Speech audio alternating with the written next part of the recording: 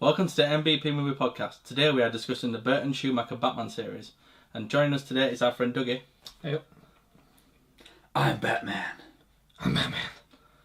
I'm Batman.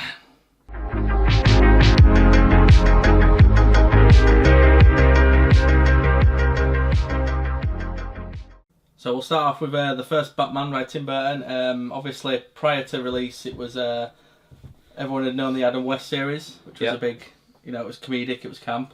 And then Tim Burton gets hired to do Batman, and everyone's thinking, oh yeah, it's going to be dark. And then the cast, Michael Keaton, and even though the internet didn't exist then, the internet broke. Yeah. And everyone went crazy, so they had to release like a trailer, and it had the prolific scene, where he's on the roof. Yeah, well, yeah, just before you say that basically every street corner you went on, that there were posters or some sort of Batman thing at every street corner. Yeah. So, well, I don't think anything's ever rivaled Batmania in '89. No, probably not. No, but you were saying about the releasing the trailer.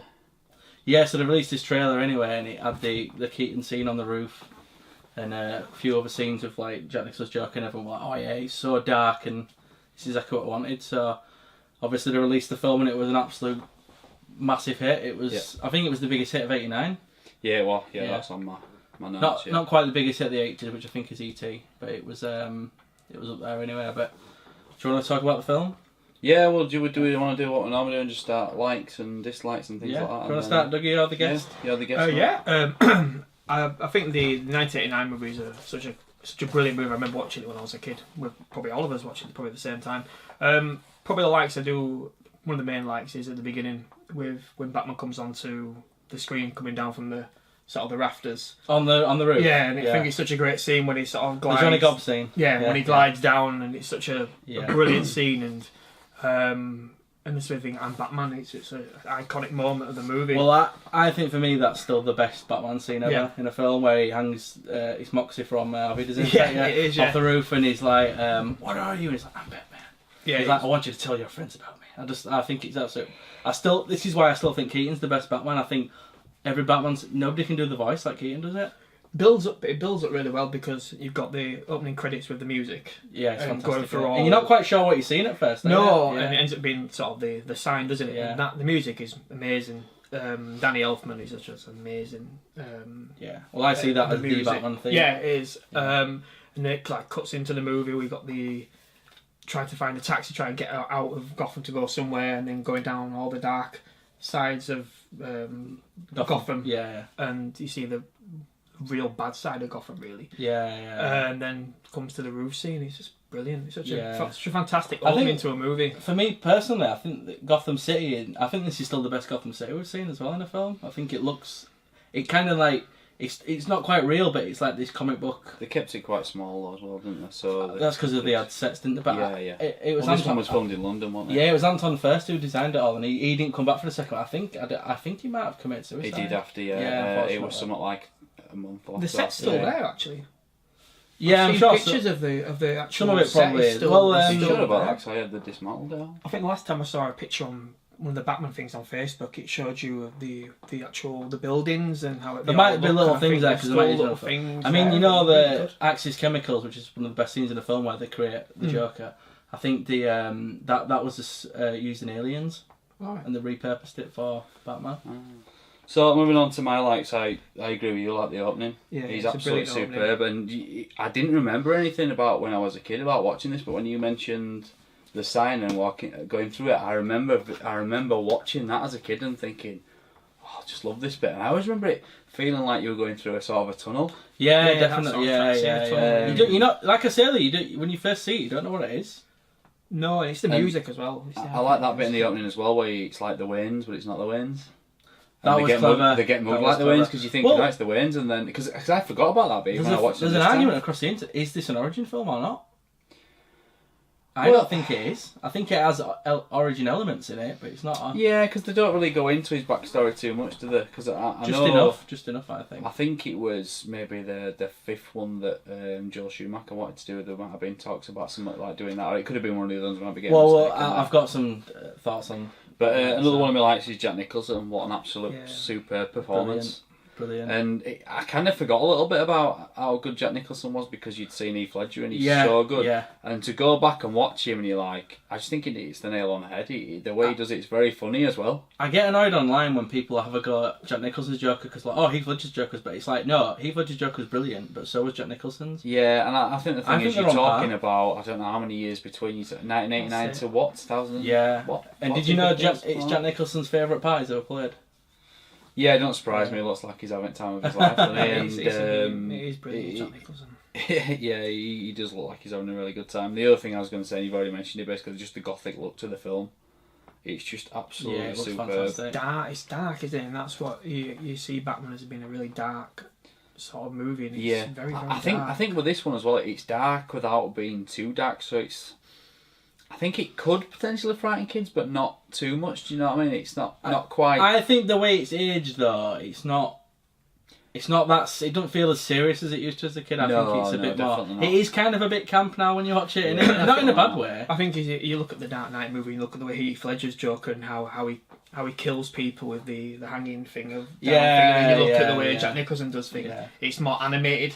And he's having fun while he's doing it. And I think there was a bit of a difference. One of my favourite scenes is the scene where they play the Prince song and they're going, in the the new museum. kid in town. The They're museum, going on yeah. in the art, yeah. I like this one, Bob. I like the way they're going up to sort of improve the art, but there's one in there where it's like A bit dark, isn't it? Yeah, it's a Yeah, bit that's grim. the one where he It's like, goes, oh, no, yeah, leave yeah. this one, leave this Yeah, one. it's like, I like this one, Bob. But yeah, there's even the scene where Jack Nicholson and Michael Keaton and Kim Basinger, Kim Basinger. In the hotel. in the hotel room, yeah, and he's like, "Let's get nuts." Oh, yeah, You want to get brilliant. nuts? Let's get Yeah, nuts. apparently that was an input by John Peters, and you know him from who was going to do the Superman, don't you? Well, I heard Absolutely that nuts. that wasn't just him, that was all of them. Jack Nicholson got involved. Right, okay. I keep wanting to say Michelle Pfeiffer, Kim Basinger got involved, Well, and Michael Keaton Just got talking involved. about Michael Keaton as Batman, I mean, you think people were like, at the time, like, Mr. Mum Beetlejuice is playing Batman. He's only done comedy roles, but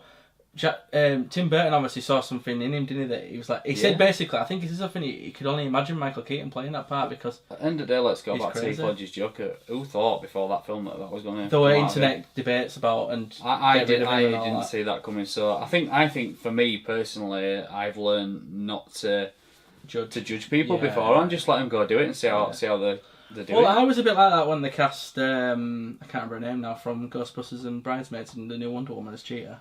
Oh, Her name's escaping. oh me. my god. Well, anyway, when they cast her, Yeah. I was a bit like, but then I thought, I'm going to wait and see because she's obviously a good actress, so... I like it. It feels like it's on the tip of my tongue, but I cannot. Yeah, It's well, a remember sign of a good actor, isn't it, Michael Keaton? Because doing Beetlejuice and then being able to do a Batman. And he nails as well. Beetlejuice as well, doesn't he? Yeah. Yeah, it's brilliant. Do we want to move on to any? Can I just talk dislikes if about you've got one thing though before we move on?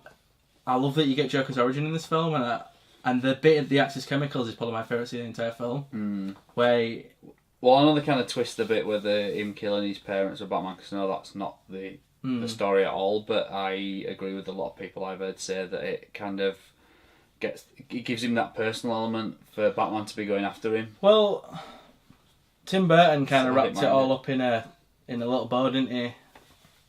That's what it was. I think it was just trying to unite. A lot of fans don't like that, and I get that. I don't like that.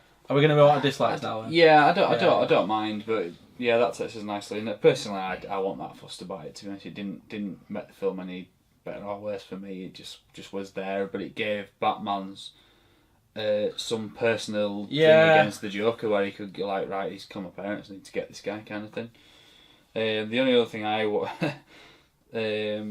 how Knox and Vicky Vale, how they don't know who Bruce Wayne is when what was that all about? Bruce Wayne is the richest guy in Gotham. Well, I Their think party as well. It's his party. I think it's he's like, supposed how to be a can bit of they a. not- I think it's played of it like he's supposed to be an eccentric recluse. Possibly, yeah. That's what I But think. still, how would you would surely know him as the? I mean, it's something and nothing, but how would you not know even that about him? Well, Clark Kent didn't know he was in Batman vs Superman, so there who you knows, go. Yeah. So is there any? Have you got any any dislikes? Yeah, Commissioner Gordon. I've never liked the Commissioner Gordon in that. But do you think that's because he didn't have enough to do? I listened I to don't it the know. other day, and they listened to a podcast the other day about it, and they felt it was very much styled on the 60s. Adam West, Commissioner Gordon. He didn't do much today. He just he called him on was the always telephone. he was about, and He's he's a not bit- really much to it. You compare him to Gary Oldman, don't you? And it's just Yeah, but night and day, you innit? look more like at the cartoon. Like he's always in conversation. Yeah, he's yeah, always yeah, about, and yeah. it's like he just come at one stage. That's Funny thing is, he's in all 4 of the films. Yeah, I know. Yeah, well, I didn't that's like. what he's offered. I didn't like him in any. I of think the basically movies. though, Burton thought because Burton was always about the villains as well, wasn't he? Give the villains Yeah. the spotlight, and I think because he thought he had a villain, he had a Batman, and you've kind of got to give the smaller roles. You kind of got someone's got to give way, haven't Do it? you not feel as well, though, because I know I've heard a lot about this, but I've actually heard that Batman is only Batman in any of the films that you've seen for 23% of the movie at the most. Probably, yeah. And I think that's because once you've told Batman's origin story, he's after other people, he's a detective, he's hunting other people. So I think it's got to be a little bit about the bad guy. Yeah, see, on the bad guy, I don't like that they kill the Joker off. No, I was going to say that's another point. But I didn't Originally, like. There are all 4 of these films that do it, though. Well, originally it was supposed to end with him in. in court, and he was supposed to spray his flower on Harvey Dent, Two-Face. and Billy D. Williams was going to become Two-Face, Yeah. Which I'm really glad he got to voice Two-Face in one of the Lego movies. Yeah, I've got a bit of a story about that. I'll go into later about Billy D. Williams. So one of the things I thought was Joker, although he's quite funny, he's actually quite sinister in the film, but the music's quite comical, and watching it back now, I found that a little bit difficult, and I thought I'd rather it. Yeah, I'd rather it in be. I think maybe you because got to remember Nolan, a different time. Mark. Yeah, I've watched Nolan's Batman. I think that's changed my perception of Batman a little bit, and of this Batman movie. But I just feel that would it have been different if it'd have had less comical music, and I'd have been quite interested. Because I watched Oliver Harper's retrospective, and at the end of the film, he used the Dark Knight music or the Batman Begins music, whichever it was, on a trailer. Like does a new trailer at the end, and I'm like, whoa, this is actually quite cool. This music. But you got to remember in 1989, that was kind of what they were doing, and Danny Elfman's style.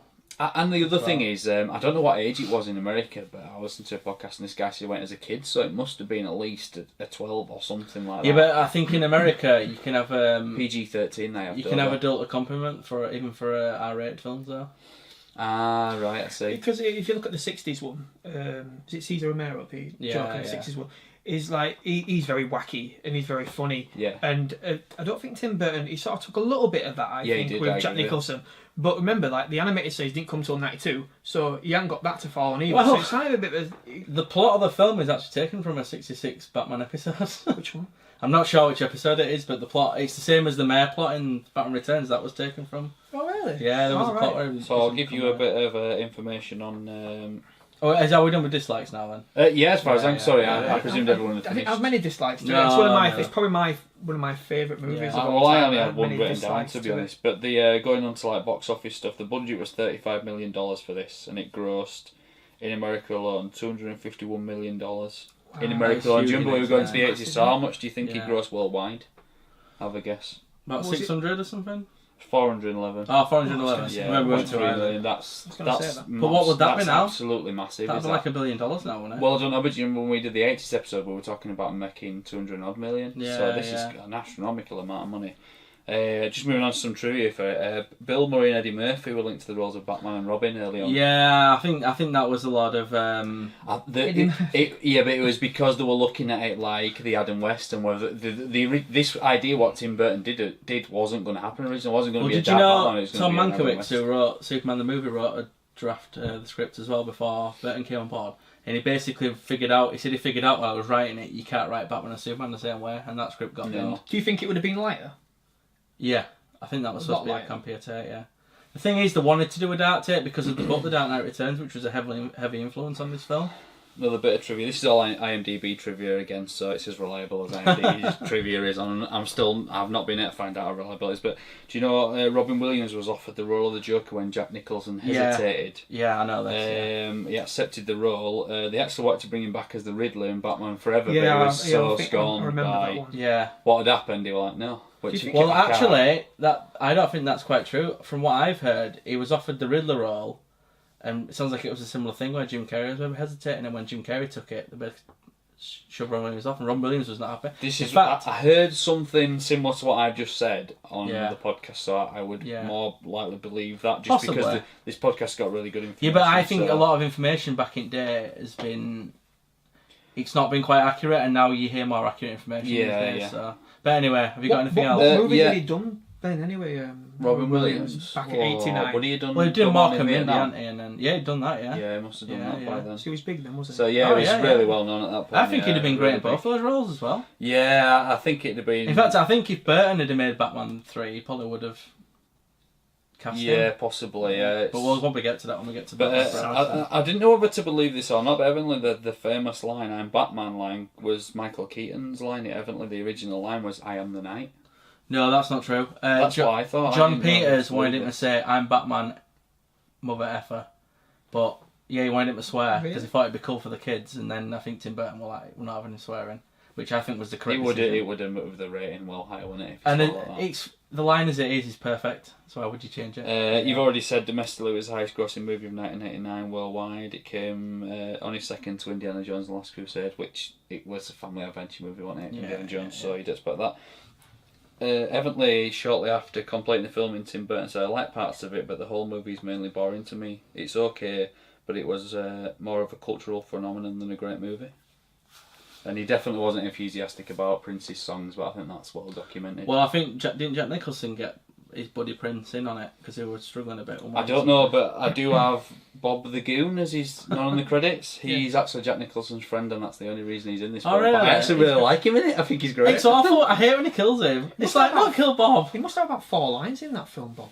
Yeah, it was definitely. But He you had think a lot about of it, power at this that stage, moment when Nicholson. Joker kills him as well, it's so out of the blue, isn't it? So it just shows how unpredictable the Joker is. Yeah. Yeah, he So, had a lot of say. Do you want to give it a rating out of 10 before we move Well, on? I've just got you one more thing. All right. Well, you mentioned it actually. The trailer was in such high demand, but you didn't mention that people were actually buying tickets to another movie just to see the Batman trailer. Oh yeah, I forgot about that. I've also heard that there were a lot of bootlegs taped. Yeah, it won't surprise me. It was. I mean, the hysteria. You wouldn't get this now just because of the internet, and we know more, we see more. The internet's there to put a trailer on. We don't really get that. But you wanted to rate it as well? I think we should rate every film as we go along. So, Dougie, you're the guest. What do you rate it out of 10? 9. 9. I like it that much. Dan? Love it. Well, I forgot to say actually something. I've put this film on quite a few times over the years and turned it off, not being able to get into it. And I think I had that a little bit again this time until I got past that part where I turned it off, which was quite early. I think sometimes you put it on, you hear the music, and I was just like, I'm just not in the mood for this, so I turned it off. Yeah. Where this time, I'm sort of drawn between. I think originally I would give it probably an 8 or a 9, and I think now I'm more a 7 or an 8. Alright, that's still a good rating. So you're going to sit on the fence like you always do? Yeah. 7.5. 7.5. I'm going to agree with Dougie, I'm going to give it a 9. For me, this is still the best Batman film. Yeah, brilliant. I think it's just brilliant. It's just the feel of it and everything. I just don't. Do I think it'll be ever topped? I think it's like Superman for me, where I don't think they'll ever top it. There's just something special about it. Cool. So yeah. So moving on to Batman Returns. Do you want to go first again, Dougie? No, you guys go first. I'll go first on Batman Returns. So basically, Tim Burton comes back, and then obviously this is a much darker. This is a Tim Burton film, basically, and basically because the first film was so big, they let him do what he wanted on the sequel. Possibly, well, there was obviously the backlash with Burger King and stuff, weren't they? I don't have this in my trivia, so I just wanted to mention it now before I forget. Did you know they were originally writing Robin into this? And I believe Robin was written into the first one originally as well. It was, yeah. There was a lot of false starts on Robin anyway. I think this might have been the one as well in Batman Returns where they did write Robin in and another writer came on and it was that easy to take Robin's bits out. He felt like it never should have been there. I'm not sure if he was cast for this one or if it was going to be for the next one. Marlon but did you know Wayans. Marlon Wayans was going to be Robin? Did you? Yeah. Very interesting take. I think Warner Brothers had to buy him out of his contract, and I don't know if this is true, but I've heard he still makes money off of this film today. Wouldn't shock me.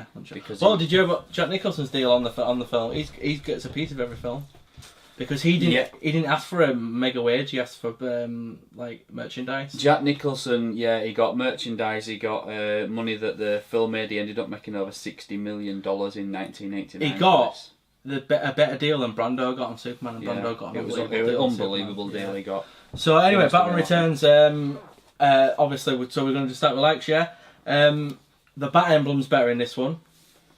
Do you think? It hasn't got the two little prongs. Is it the one behind you? Is that not the original? That's Batman Returns. Oh, is that Batman Returns? Yeah, the Batman one's got an extra things in it. I thought it somewhat looked a bit weird. Yeah, I think the suit's better in the first one, but the cowl looks better in this one. It's more defined. Michael Keaton's great again.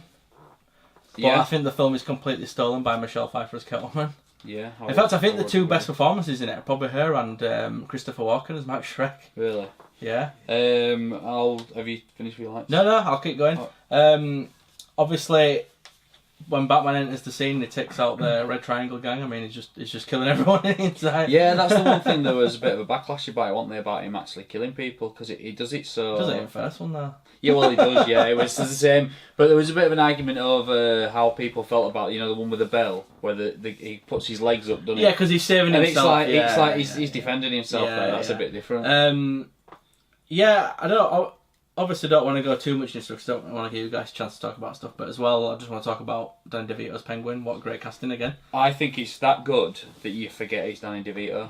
And you start looking at the Penguin, you're no longer thinking that's Danny DeVito playing a role. I think the same for Michelle Pfeiffer as Catwoman. And he's absolutely disgusting, isn't he? Oh, well, I heard he had some sort of syringe or something that he squeezed that black booze in. Yeah, and before every take he just squeezed it. But something I loved about the role? He got to eat a lot of raw fish and obviously like sushi, didn't he? Yeah. So, right, Dan, do you want to go with your likes and then one? Yeah, again, I mean, I will say this is my favourite out of all these 4 films. I like this one best, but I really like Tim Burton, and when it's dark and it's creepy, and I mean, Sleepy Hollow is an unbelievably good film. Yeah, I love that film. And I think for me this is... And because he got more say on it and they were a bit like do what you want kind of thing. Because he wasn't going to come back, was he, evidently? I think that he wasn't a sequel guy, were he? We wanted the contract and he was Michael Keaton. I think Michael Keaton got a big wage for this. I think he got something like $11.3 million. And he's probably barely in it as well. Yeah, possibly. But yeah, obviously the music by Danny Elfman. And in this one for me, in the first one, I think that's very early Danny Elfman, and he hadn't quite got his style. I think this is his style. See, I think this is Danny Elfman when he does Burton. Yeah. I would agree. But I think in the first one, it's Danny Elfman, but it's Batman where this could be any Tim Burton film with Danny Elfman. Do you know what I mean? And that's not slating it in any way. I just think that's his style. For, like you say, Tim Burton movies, but I just absolutely love it, and I just love that feeling they create. I forgot to mention the chemistry between Michael Keaton and Michelle Pfeiffer as Batman and Catwoman. Well, obviously there's the scene where they're actually not Batman and Catwoman, they're actually Bruce Wayne and... At the dance, that's a brilliant scene, isn't it? Yeah, I think that's brilliant, and kind of where she's losing. And they kind of redid that in Dark Knight Rises, didn't they? In a sense, yeah. And I think this one, the sets look amazing. I know it was done on the soundstage, but I love that. I absolutely love stuff done on the soundstage. I do, I'm the same, yeah. Some people hate those things that look like sets, but I like it. It kind of gives it its own vibrant world, doesn't it? Yeah. I think this one is a lot darker, although I did hear someone say something about it being a little like a football pitch, but I didn't really understand that. I think it's probably just because there's a lot of white snow everywhere. Yeah, and maybe there's a lot of lighting, but I just feel this is dark, and this is Tim Burton doing Tim Burton. Have you got anything else before we get Dougie's? Not for likes, no. Yeah, you got. I think there's quite a few actually for me. One, we've been set Christmas as well, and the snow it makes it a really fantastic effect. Speaking about that, they did that in the game, didn't they? One of the Arkham games, and that was set. I've never played them, so they did the same thing. Same as you, the Penguin. I think he's brilliant. I think Danny DeVito is amazing, and I don't know if you've noticed actually in the Batman cartoon, the Penguin in the Batman is very similar to the Penguin in the way he looks. I mean, he don't wear with the ball. It even sounds like him. And I think maybe that's credit to Danny DeVito. Well, he looked like Danny DeVito in Batman the animated series, didn't he? At first, before they changed him. Yeah, because he looked a bit more posher, didn't he? As the series went on. I don't find it boring at all. I think there is in Batman there's a couple of scenes where it's quite slow. Yeah. Like when he goes to visit where his parents died and stuff. It's a bit slow. There's definitely some pace. And I think when you're saying you get to a certain stage in Batman and you turn it off. And I think it was only early, just when I started to feel, and I just thought I'm not really. It was only because I wasn't in the mood for it, and I never were in the mood for it. I think if we hadn't needed to watch it for this podcast, I'd have probably done the same thing again. But I was glad I didn't. I was glad I got past it because I did enjoy it then. At the beginning, I talk about the beginning for the first Batman movie.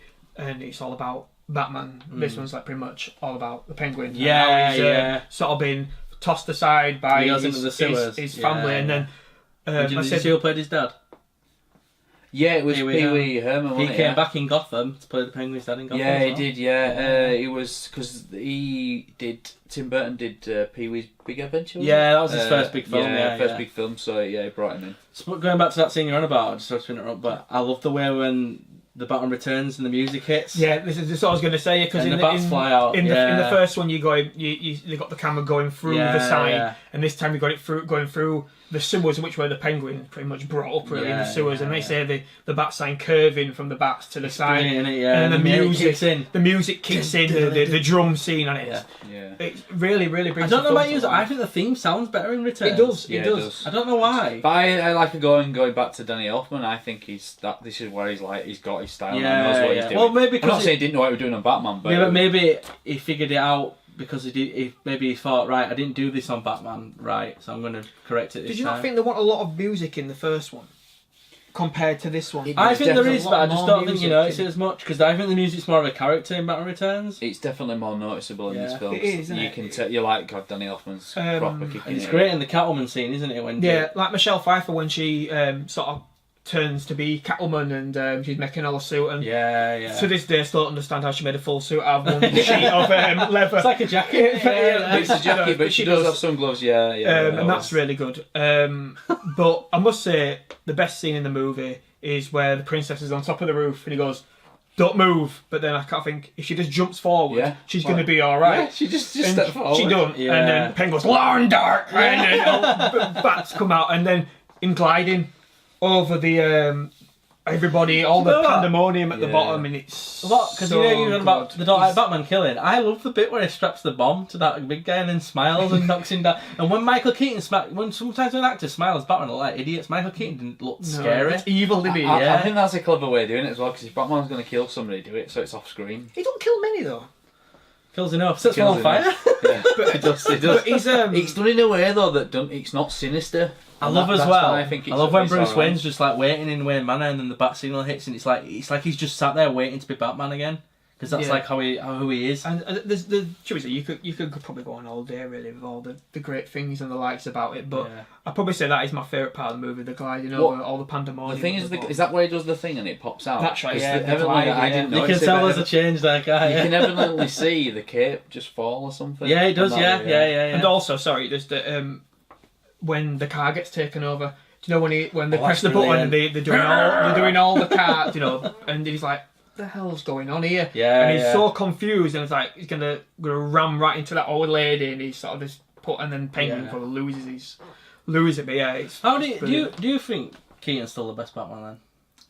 What do you think as well? I think we should get back together and do Nolan's Batman trilogy. Definitely, yeah. And when we do that, I'll decide whether I prefer Christian, because the voice has never bothered me with Christian Bale. No. We'll get to that. I'll talk about that. I've got problems with it, but it's not in the first. Yeah, we can talk about that on the. But that's my like. So I could go on all day. But I think if he's not the best, he's definitely one of the best and possibly the best. But I need to go back and watch. I'm not talking about the whole character Bruce Wayne. I'm just talking about as Batman. No, but it's interesting you should mention that, because people have talked about his Bruce Wayne not being that good, but I'm not really that bothered about Bruce Wayne. As long as he's not terrible. I am. I've always felt like I thought it was fine. No, he don't get enough Bruce Wayne in the second one though. But you go to watch that film to see Batman. If Batman isn't in that film, you're not going to go watch Bruce Wayne. No. You're waiting for Batman. So, do you want to move on to dislikes, and shall I kick us off? I started with the because I was going to say I don't like something I don't like about this film, but I do like it. It's a bit weird. I like that it's a Burton film, but I don't like the jarring change from the first one. Yeah, I think it would have been better if he didn't have all the say, but I'm not sure he would have come back. No, he probably wouldn't have done, would he? I think Batman gets a bit robbed of screen time in this one. He does, but going back to what we were saying before, what would you have done with him? Because what do you do now? I think this one. Yeah, do you know what? That's one of my problems with the film, right? Although I like Christopher Walken's Matt Shrek and all that, did you really need him in it? Because you've got Penguin. That's my one dislike about this film. And you've got Catwoman. It's like you do not need him. There's too many villains. Well, Penguin's got to have that rich guy there for all this sort of scenario to go around, but is Bruce Wayne not rich? Why didn't he go? Maybe they could have done something like that. Yeah, I mean, obviously the film is what it is, but it did seem a weird thing to just bring him in for. I think you could have took him out of the film altogether. I just don't. I mean, I love Christopher Walken. He's great, but and I think like I think his performance might, apart from Michelle Pfeiffer, is probably the best in the film. The thing is, I think you need. What about the Penguins? Yeah, I think his performance. Do you think that you needed someone to bring the Penguin back up? And yeah, I think but Catwoman's did you need to have such a large role in the film. Do you know what I mean? But couldn't a penguin just be the man in the sewer? Because that's creepy as hell, isn't it? Well, to be honest, we're talking about screen time, but aren't these films only like 2 hours long? They're not 2 hours. It's about an hour and is it about 2 hours? I think it's about 2 hours. It's not long, is it? I'm going to say and then I'll let you know what dislikes for that. I've just got some of the dialogue is awful in this film. Like batter fish to fry and stuff like that. I think it's terrible. And there's the bit where they're fighting is like eat floor and she's like high fiber and all that. It's just a bit. It's a bit too on the nose. You have just reminded me of something there for one day. So, Dougie, what's dislikes? I didn't like the ending. I don't like the ending. I think again killing another villain off again was another thing that Tim Burton did in the last film with Jack Nicholson. I didn't like that. They could have killed Shrek off, couldn't they, and left Penguin alive? Yeah, I mean, I did like the march with the penguins or the bigger penguins. Marching into what? I just think it's brilliant that bit. Yeah, I didn't like the end. It's not again. It's another film because I really like it.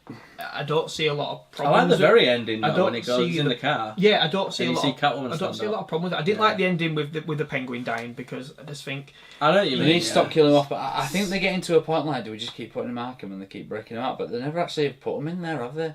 Apart from the third one, but we'll get into that. But truthfully, like you always look at Batman, and it was like you look in the '60s ones. He captures them, they go to prison. But that was a weekly series, yeah. So, and they're always coming back. But I suppose if you're not going to use the penguin again, then but it keeps changing, doesn't it? The origins change. But even so, it's like even because it's like about the Dark Knight trilogy. Although the Joker, you never see him again. You know he's out there somewhere. He's in Arkham, and it's like you just knowing they're there. I think is a big. I think it's better. I think the problem is as well that they use that in all these 4 films. They use that many characters. If they'd have made a 5th and wanted to keep going, you're like, well, where are all your characters? You've got to remember though, at the same time, that back in them days, they didn't movie people thought comics were stupid and stuff, so they did their own things. So nowadays, the time after the comics don't they take a lot more inspiration and stuff. Back then, they didn't. I think also I was complaining about Commissioner Gordon in the first one, but. Apart from the first scene, he's not in it. Second one, yeah. I think he's in little bits here and there. He's hardly in it. There's no police. There's nothing to do with the police. I don't think he's in any of them that much, is he? Apart from the first one. I bet his screen time amounts to about. He's probably in the first one a little bit more, but his screen time probably amounts to about 10 minutes in each film. I know what you mean. He's quite prominent, like even in the cartoon, and he's really prominent character. Sorry, just I know we're on dislikes, but we've not talked about Alfred at all. What do you think of Michael Gough as Alfred? Well, I actually have it on one of my likes for one of the other films. All right, well we'll come back to him. I liked him in the first, more the second one actually, because if you look at the film moves now, he's helping Batman a lot more. For me, I think Alfred is a part they've never got wrong. Everyone they've cast, like you've got Michael Caine, Jeremy Irons, Michael Gough, Sean Pertwee. They're all brilliant. Didn't like the movie though, did he, Jeremy Irons?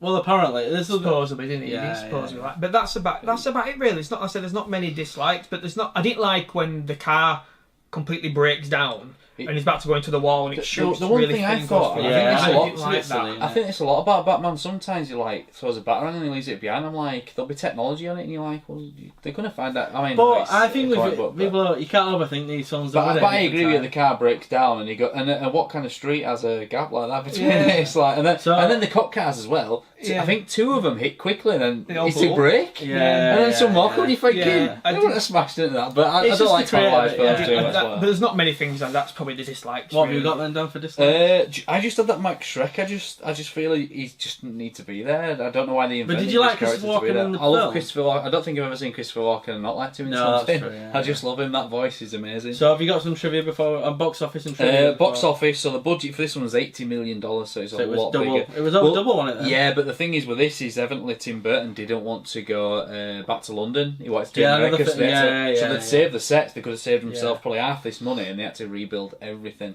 Also, it was a brand new Gotham then. Oh yeah. Well, Anton First, who did the first one, had passed away. Yeah. You know more about all these stuff. I think he passed away after this one, didn't he? Because they didn't bring him back. Oh, is that right? I think it's got a very. It's like quite German looking, isn't it? A lot of it, like the statues and stuff. It's very. Yeah, I love all that gothic. But for me, I still think Gotham looks better in the first one. I don't know. I don't know. Without going back and actually analysing it, I couldn't tell you. It's very bright, I think, in the first one. Yeah, well, that's the funny No, but thing. it's kind of not. I know what you mean. If you but look at the beginning it part, looks more. it's very in your face, and it's very, very I think bright the 'cause of Gotham lights in the Gotham. Batman '89 looks like the Gotham on Gotham. Yeah, I think you'll like me. I think you'll like I felt Batman really dark. I prefer the second one. Fair enough. I do, but You're everyone's both wrong, different. But yeah, So going back to budget, 80 million. If you compare that to the first one, which was 35, Wow, it goes up. To the US it made 162.8 million, so it made a lot less because it was 251 million. The first Still a one big made. hit though. Yeah, and the worldwide gross was nearly. Well, it's just a bit over half the I first. wonder why it want us popular. Well, there was Half a. the Was first a one, have you got anything 266 about million. the Burger King thing on there or anything? No, but that ties more into. I know there were. I think. From Well, what should we get to what- Forever? Because it kind of Yeah, but what forever, but doesn't what it? I've heard with this Batman is that the complaints are anything like that people think they are now. I think it's been completely exaggerated. Yeah, There is always complaints about stuff like this in a film. You just probably won't hear of it. I think it's been exaggerated a bit. I don't think I wrote down on my trivia about it, but yeah. Well, do you want me to just? I know about it. Yeah, do you yeah, want me to- Well, basically, Burger King didn't sell as many toys. There weren't as many It toys. was sold. McDonald's, not Burger King. But I thought it was Burger King. I heard it was McDonald's. Well, McDonald's, whoever, one of the fast food restaurants, potato, and all that. Well, McDonald's. Do you know the toys were actually they weren't the same as the movie? They were completely different. Well, toys. I know about this, but there were a lot of backlash on the toys and stuff, and the parents weren't happy about the Penguin being all gooey. I think they basically thought kids couldn't watch it, and then obviously because it didn't make as much. If it meant much as the first one, I think Burton would have come back for a third and easily. Basically, what happened was it didn't make as much money off the merchandise, and the film didn't make as much money, so that was. Well, it was all because people thought it was too dark. That's where, where the first one for me gets it a bit more spot on because it's still dark without being that dark that kids can't watch it. Do you know what I mean? Like, this one is very, and I think evidently the monkey. They couldn't get the monkey to come down the stairs. I heard about that. Yeah, he was scared of penguin. Yeah, eventually he did come down, and the monkey bit him. And if you notice in the film, the monkey won't look at him. The monkey's like that, yeah. Which actually works for the scene. Yeah. So you mentioned, didn't you, that Marlon Wayans was cast as Robin? Did you know Annette Bening was originally cast as Catwoman, but found out she was pregnant, so she had to pull Here's out. a funny story for you. Did you know? What's the actress called from Ace Ventura now? Blade Runner. Oh God, I was going to mention it. I've not wrote it down either. She basically was going to be in the first one, wasn't she? Yeah, and she fell off a horse and she got injured, so they hired Kim Basinger to play the part of Vicky Vale. Anyway, she thought she should have been Catwoman in this one because of the first one, and apparently she went down to Warner Brothers Studios. Grab Blade Runner, it's top left. Isn't that Blade Runner there? Yes. What's her name? She's on there. Sean Young. Sean Young. So she was She came down to the studio apparently in a Catwoman outfit to try and get the part. And I'd like to see how would she be? How would she be? I don't think I've seen Blade Runner. Is she good I have you seen Ace Ventura? Oh yeah, but a long time right. ago. Yeah, she's a good actress. She struggled for parts, though, hasn't she, since Blade Runner, really? Yeah, I think she's a bit. I don't know if she's a bit difficult to work with. Yeah, I think that's what I've heard. and, Sorry. Yeah. But anyway, have you got anything else before we do his ratings? Yeah, evidently Tim Burton, and I don't know if this is true, but wanted David Bowie for the role as Max Schreck. Oh, really? Originally, yeah. Again, it's IMDb, don't know how true it is. Well, did you know the Dark Knight Returns Joker is based off David Bowie? And I think, I think he'd have been a great Joker, David Bowie. And evidently, Tim Burton was reportedly uncomfortable with casting Christopher Walken because he basically said he scared the bejesus out of him. But he obviously liked him because he brought him back to Sleepy Hollow. Well, you know what? It does look a bit freaky. You know what the name Matt Shrek is from, don't you? Nosferatu. Oh, right, no, I didn't know. No. Nosferatu. Is that so, yeah, that's it for me. Dan, you rate it first? I'm going to give this, I'm going to jump on fence and go 8.5. 8.5, right. Okay.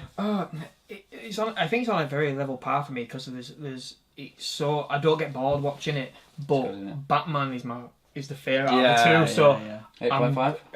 Yeah, 8.5. And I think 8.5 literally could have been a 9. Yeah, literally could have been the same rating because I think if Batman was in this a little bit more, you'd probably rate it a 9.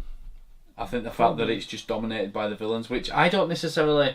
It's not a bad thing because they're so good, but it is a bad thing at the same time. Because I think that the great Batman scenes are quite close towards the end of the movie in the second one, and I think probably that's why I'm a bit just more... before you rate it, Bob, because I just thought of something else. What did you think to the scene where he's in the Penguin's in the little Batmobile? It's a bit goofy, but I did the impression earlier. I love it. Yeah. I think it's brilliant. It's funny. I don't know where he got the Batman car from. I don't know why it did have to. Why did it have to look like a Batman? Must some time to construct that.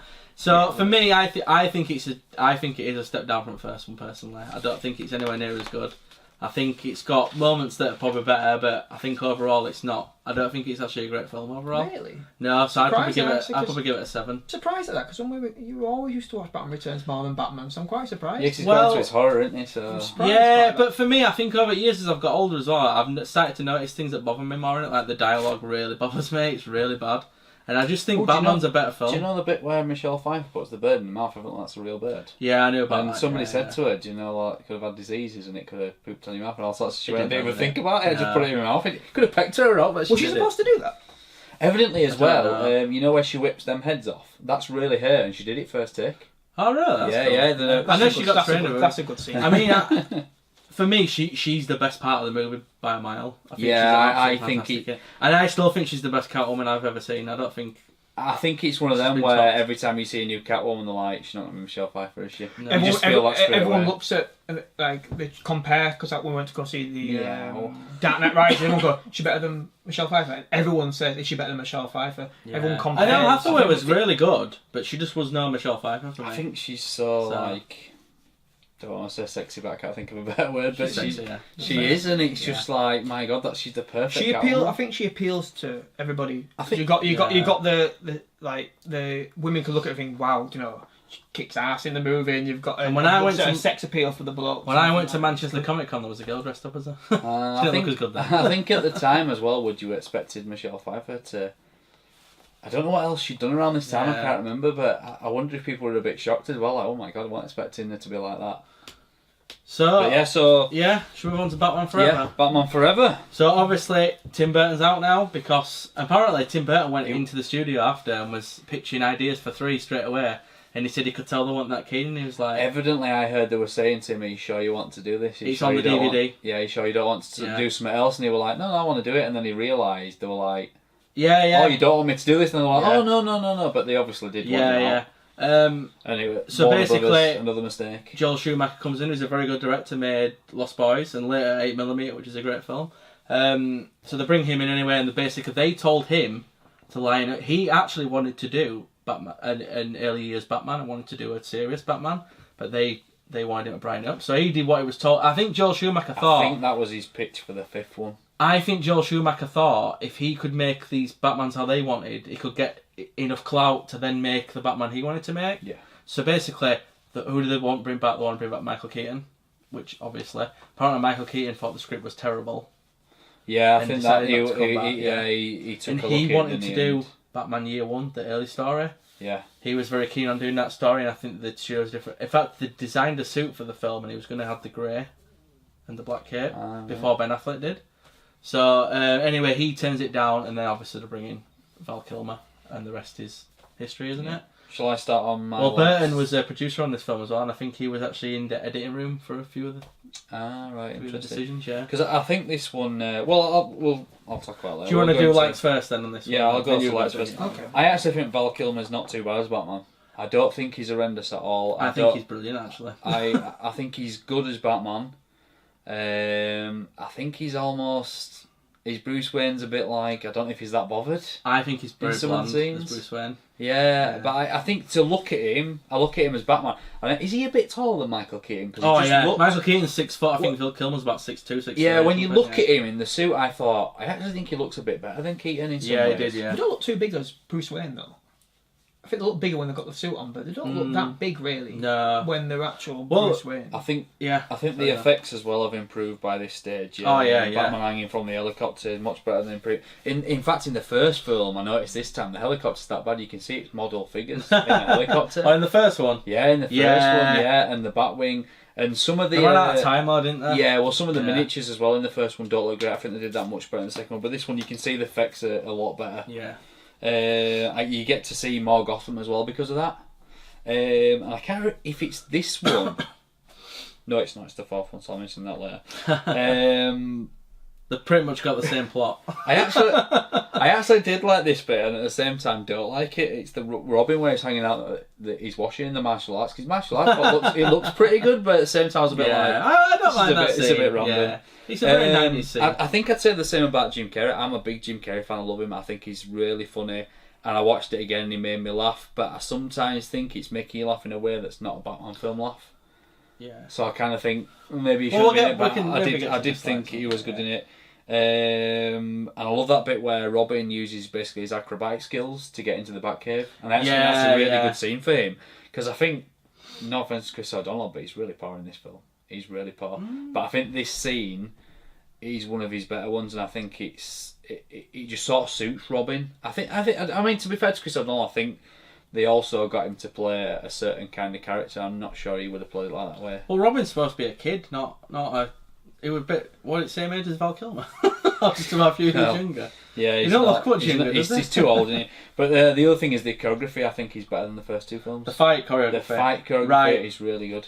Can I just do my lights first? You alright? Yeah. Right. Yeah. That first scene where he comes out, I think that opening scene is absolutely brilliant. Where he comes out the lift and that fight choreography with those goons is absolutely fantastic. And last time I watched it, I couldn't believe how good that was. Yeah, I think the fight choreography I think holds up. Yeah, and the same, when the drops into the your intros was good, his was better that bit. Yeah. The fight choreography in that is absolutely brilliant again. Yeah, and I actually think, take away the nipples, that batsuit is could possibly be the best batsuit, if not for that, because it looks like they've sleeked up I think they call it the Panther suit. They've sleeked it up. It looks like, and again, I think Val Kilmer as Batman.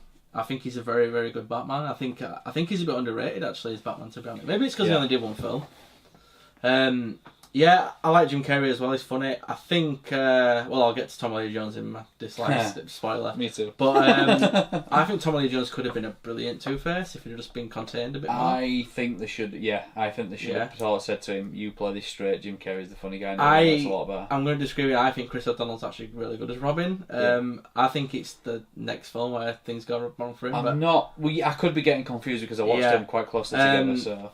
I like the bits of Bruce Wayne and Robin and and Dick when they're talking about when he wants to leave and stuff, he don't want to stick around. And I actually like that we actually got a full Robin origin, with all the circus stuff. I like that we got all that.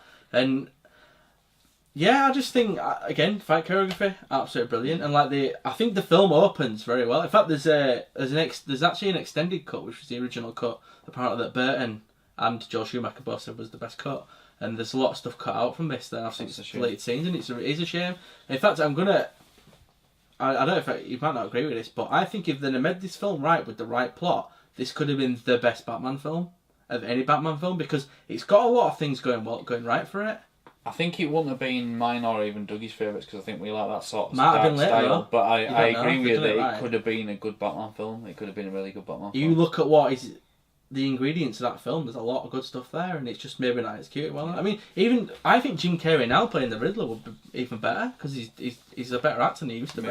Maybe so, but at the same time, not. There's kind of, I think actors. They don't camp stuff up now, do they? And I like Nicole Kidman in the film because I think she's absolutely drop-dead gorgeous in it. So I thought I heard somebody else say that, and I actually think she's doing this really funny thing with her voice, and I don't know what she's. Well, she's Australian. Whispery. No, but Whispery, it's really, I find it really strange. Did you not? So did you not rewatch? I went to ask that before we started. Did you rewatch all these films again? I rewatched them all apart from the last one, but I've seen the last one a lot of times. So I've seen them. I didn't bother because I've seen them that many times. I watched Forever about 2 nights ago. Yeah, and for me, it ain't that long since I've watched them. Right. Okay. So do you then onto your likes? I think if you've got any. I'm a bit worried about that, haven't I? Jim Carrey's very good. Jim Carrey's good to a certain point. I think he's quite funny. I think his riddles are very good. I think the way he acts is very good at times. And that's pretty much about it. What about Val Kilmer as Batman? Did you not? No, I'm not. I can understand. Do you want to kick off your dislikes? Yeah, go on. Because I've got a lot of these. Right. Where you were talking about in Batman Returns, you didn't like some of the stupid lines in it. Yeah. I'll get drive-through. At the beginning of the thing was a bit silly. Yeah. I didn't like. Oh, sorry. One the circus scene. I think is the best scene in the movie. Yeah. The Robin scene. Yeah. I Brilliant. agree. Yeah. I absolutely love that. In fact, we went to see Batman Live, didn't we, in Manchester? Yeah, and it was very much Batman Forever on it. Yeah, the plot. Yeah, it was really good. That's probably that, and Jim Carrey's probably the only likes in the movie. I didn't like the beginning part with that. I thought Jim Carrey and Tommy Lee Jones was too wacky. I thought they were way too wacky. It's like they're trying to one-up each other, isn't it, as well? I didn't like it. They didn't like each other. Well, yeah, I'll rephrase that. Evidently Tommy Lee Jones didn't like Jim Carrey, and I heard he said to him, I don't like any films either. I don't know if that's true, but Well, apparently Val Kilmer, there's rumour Val Kilmer didn't like him, and Val Kilmer said it's a load of rubbish. He said Val Kilmer didn't get on the director, I heard. Yeah, there's stuff about that. Yeah, Can I go on to my dislikes, because I get a feeling you're going to quite a lot. Have you not finished yet? No, I've got quite a few. Sorry, what was that I've just said then? Well, if it comes out of anything we've got, we'll just discuss them there and then. What did I say then? Just the last... You said about... I can't wait, you said nationalist, can't we? Oh, they're too wacky. Yeah, I think they're way too wacky in the movie. You were talking about the Gotham. I hate it because it's computerised. I know what you mean, but probably a budget saver, that, though. There was a bit in that film where it looked like it was early computerization, but it didn't. I feel it didn't look that bad because it wasn't that clear, and you couldn't really tell. It didn't. Do you know what I mean? It was like I meant you could just see more. I didn't say it was better. I don't think it's anywhere near as good as the first two films because that's real. The fight scene's very good. When he's on the plane and then it comes off the plane and Batman comes out of the water and he's like taking a big huge breath.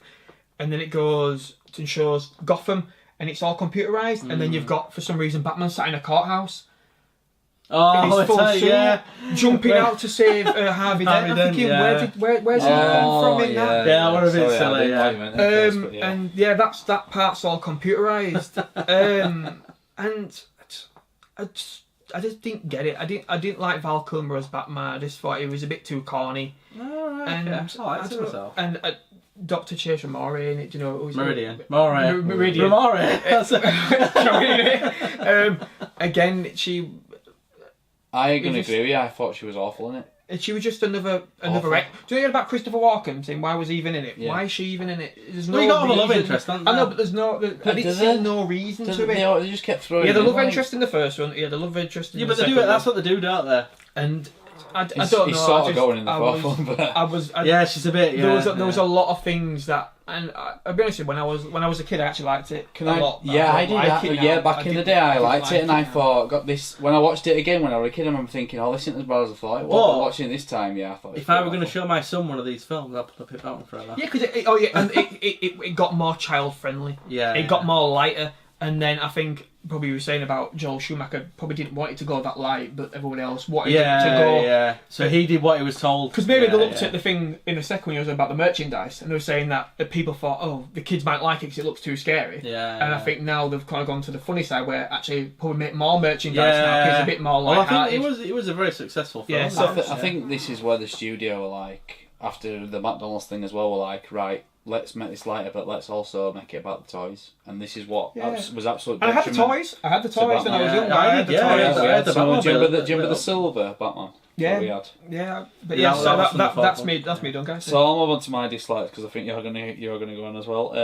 I agree with you. Too cartoony. As soon as he started bringing in, I love coloured lighting, but not for Batman in any. It's too neon. It's too much neon, isn't there? Yeah. Agree with you on Tommy Lee Jones. Way over. I thought every scene of Two-Face was pretty much. I think awful. he's fine early on. I think it's as soon as he starts teaming up with Jim Carrey, he gets really and just bad. a bit on Two-Face. It was supposed to be Billy D. Williams, and Warner Bros. Had to buy him out of his contracts because he was contracted to play Two-Face later on. The first he played Harvey Dent, didn't he? Yeah. Originally. But yeah, just the whole bit, where he's walking through and you've got I keep forgetting actresses' names today. On his right hand side, one's dressed up in white. Oh, Drew Barrymore. Drew Barrymore. Yeah. And he's got another one on his left, and they're doing a different drink. I'm just like, this is so corny. You've got terrible. the Two-Face picture in the background, haven't you? Well, speaking of that, Vivica Fox is in the fourth one. She's in it for about 5 seconds. Yeah. I mean, it's like, what's the point of being in it? Batman falling into the easiest trap of all time. The security guard's in that massive safe, and I'm like, seriously? And that actor, he was terrible, wasn't he? The security guard actor. Yeah, but they're all hamming it up, so you kind of like, can you say it's like Chris O'Donnell for me? Can you say it's his fault as an actor when somebody's saying to him, "You need to lighten this up"? I can't really blame the actors for that. I think that's what they've been told. So you can do. only go with what you've been. They're your boss out there. You've got to do what you're. I wrote this originally. Like, do you know? Is it called the Mandela Effect, where you swear something happened? But Yeah. Right. I swear I watched this when I was a kid, and they changed the killer of his parents in this film from the Joker to Two-Face. I agree, and I'm sure I got that same vibe as well when I was younger. And do you not? He does. The film. You see a shot, don't you, where you see young Bruce and you see the gun, but you don't see anyone's face. Because I'm sure we all used to say, we changed to Two-Face for some strange reason. He said, it was never Two-Face. It was never Two-Face. I swear Val Kilmer turned around and he goes, I used to think it was the Joker, but it was actually Two-Face. And I think he says that when he's talking, I think they're talking, he goes, he definitely doesn't about say the dream. I was thinking about the dream thing. I think you guys are really, that was never in it. Yeah, but how weird is it that we both think the same thing? But I know that there's not about the killer, but they never say who it is, and they never said it was Two-Face. No, that's what I don't get with it. But anyway, that was one thing I wrote originally. The bit where he quits as Batman and he's turned off. I'm not being funny, but Batman does not quit being Batman. Ever. Well, he does. The only way I can stand Batman quitting is how they did it in Batman Beyond or Batman of the Future if you're in America. He just gets too old and he grabs a gun and he's like, I can't keep doing this, and he gets. I think that's the perfect Batman attack because he's going to use a gun for the first time and he will never use a gun. Yeah, he did it. There's an animated series episode, and he actually does stop for a while. Well, I was just going to say, Commissioner Gordon gets shot by the. There are a lot of comic stories where he stopped being Batman for a bit. That would be better though than just the Dark Knight Returns. You know, I can't even remember why he quit. To be honest, I forgot why he quit. Is it something to do with? It's because he wants to settle down with Chase Meridian, doesn't he? That is just like the worst. Well, I won't mind settling down with Nicole Kidman. And am I going to get the same dislikes? There was the line "Holy Rusted Oil, Batman." That Robin, but that was a callback to '66 Batman. I didn't mind that. So bad. You sat there thinking this is ridiculous. Do you know what I think the worst thing about it is? I don't think it's the line. I think it's Batman's reaction. He's like, "What?" It's like he can't be bothered. There is a bad reaction, but I was just looking at, and I mean maybe back in the day, you think it's a. I don't know, it's a callback to the Adam West Batman, but I just thought, seriously, they didn't just do that, did they? But and the other thing is, there's no Danny Elfman score for this one, and I was just going to start with my first one. Do not remember the music in this at all, and I literally watched it a day or two ago. I actually do now because the dun dun dun dun dun dun dun dun dun. Yeah, they remember it. I actually quite like the music. No, I do, but I don't think it suits. I don't think it's Batman music. It didn't suit it because if you'd used that in something else like The Flash or something, I think because it's Batman's very. I think that music wouldn't have suited the first two. No, I think because it looks quite light-hearted. I think the music suits. Well, that was going to my dislike. I hate the fact that they changed the car. That really bothers me. Yeah, well, did you know the Batman Returns car is actually not the same as the original Batman? No, but it is in it. It's not. It is. Yeah, it's slightly different. Is it true that the car didn't go very fast the first one? Yeah, the first one did about 40 miles per hour. That's as fast as it could go. I just still drove it. Don't worry. You just use camera tricks, don't you? I think the Brainwaves plot is terrible. Yeah, it's too sci-fi. That's another thing. Why did Jim Carrey, right, when it all goes a bit wrong, have a funny shaped head, and then the end is all right again? Yeah, it's a bit weird. Why did he even bother doing that? Yeah. Bummer. I like that we get to see Arkham in the film, obviously, but yeah, it's just the Brainwaves plot for me just ruined it, and then it's. Like you say, I'm going to agree with you guys. Tommy Lee Jones is just too over the top, but he annoys me because Tommy Lee Jones is such a good. You watch him in The Fugitive. That's why I was saying, can we blame the actors? Because Tommy Lee Jones is a great actor. If I'd have been direct, because apparently when they were doing The Dark Knight, Eric Roberts started hamming it up, and Chris Nolan pulled him aside and goes, "No, we're not doing that kind of comic book movie," and then he started acting like an honor. It's like Under Siege, isn't it? He's brilliant Under Siege, isn't he, Tommy Lee Jones? And you think, in fact, if he's over the top in that bit. He's over the top in moments. He's not over the top all the time. I kind of wonder if there was if it was just the way he started. Because I don't know who started filming first, or whether it because he was Jim Carrey, like you said, maybe he hammed it up more. But I just thought they should have said to him, just play us a bit straighter, and this could be a really good film. Because this is what I mean. No, you look at the cast on paper, and you think they could have all played those roles really well, and it's like you think about if it had been, it didn't have to be that much darker, just a little bit. I think they could have even reined Jim Carrey in a little bit. Yeah, they should have reined Jim Carrey. But if you'd have had a plot that wasn't brainwaves and it was a bit more of a simple plot and a bit more of a realistic plot, I'm not sure, to be honest. Maybe like the animated series, like the episode where he creates like the puzzle and stuff. Oh yeah, they go inside. Or even look at Gotham. The way they used the Riddler is absolutely brilliant. The riddles as well. They're really easy, weren't they, to solve? I'm terrible at riddles, so I thought they were really easy to solve. It's the times. I just remembered them. That's why I kept pausing it and asking Kelly and Ethan. So yeah, you guys pretty much covered most of the dislikes. So my main one though was definitely the change, like the car. That's another moment though with Batman doing something stupid. You know where he wants to look at the machine and he goes inside where that guy's just been and he's got them women around him putting Hawaiian stuff. Oh yeah. And she takes that peace out, doesn't she? And he takes it. Yeah. And she's got another one. I'm like, well, obviously they're gonna have another one out there. Come on. And what were it? I still think I don't know. there was a lot of Something that lit up really bright, which suited the movie. I must say that the funniest thing part of the movie is when the brainwaves part, when he going through his boss's mind. Ah, And he goes, "Don't you want this?" And he pressed the button, and he goes, "That is brilliant. Yeah. That scene is so funny." But that's about it for me. Okay, so if I move on to box office, this had $100 million budget, so that's $20 million more than the previous one. It only grossed, it grossed 184 million, which is actually more than Batman Returns. Yeah, it did better than Batman Returns. Yeah, what did it do worldwide though? 336.5 Is that less than million. Batman Returns? No, that's more. That's more. So it actually did more, but you can see, mum and dad taking the kids. Yeah, exactly. So automatically. Well, when this film came out, I didn't know it was coming. I picked up I think we got a leaflet from cinema and it were in it. That's the only reason I knew it was coming out. I honestly can't remember. Yeah. Got any trivia for this one? Yeah. Did you spot Jon Favreau when you watched it last time, Dougie? Because he's in this movie. Jon Favreau. Jon Favreau is in this movie. Who is it? He directed Iron Man. When Bruce Wayne first goes to I don't know what the place is. Is it Wayne Enterprises? Where he meets Enigma. Yeah. He's one of the guys behind him. Oh, he's really? I don't know if he's meant to be his bodyguard or something. But you guys know more about these people than he was I in do. there. I just watched Evidently, Rene Russo was originally cast as Chase Meridian. When Michael Keaton steps off the project, though, the recast the to get Doctor, you. Who's she then? Rene Russo. You would know her. She did that film with that gorilla, didn't she? That talking gorilla that time. Yeah. That's what I remember. She was really hot at the time, acting like. I'll show you later. You'll know she is. Right, okay. She's You really will, good and we'll all look and You go, guys know all how these trivia do we things not and- mention... Well, I don't just get them off on TV, don't I? Him then. And evidently Leonardo DiCaprio turned down the role of Dick Grayson because he didn't like Did Joe you know who Schumacher's else was direction. almost cast as Dick Grayson? No. Christian Bale. I did read that somewhere, yeah. How crazy is that? How good is it didn't happen though, because he ended up going back and Yeah, Batman. God, DiCaprio's he's such a good actor though, isn't he? So are we going to rate it out of 10? I think this is... I really thought this was Paul last time I watched it. I would give this, if all being generous, a 6. If all being generous. Dougie? 5.5. 5.5? But like I said, when I was a kid, I probably would have put it as a 7. I Something like that. I really enjoyed it when I was a child. I rated all these films on IMDb and I can't forgive this a 5. So it's 5 out of 6. I'm going to shock you. I'm going to give it a 7. Oh yeah. I quite like it. Have you rewatched it recently? I watched it not so long back, yeah. I still like it. I watched it the other night. Me and my wife watched it, and Did she actually remembered more. Like she actually remembered the holy. Did she like it? What's the scene? Oh, the Holy Rusty Doyle. She remembered that, Holy and I thought Rusty Steel in it. She remembered that, and I thought, when's that part? And it was all right. I can't believe you remembered that. And she barely watched it. Did she like it though?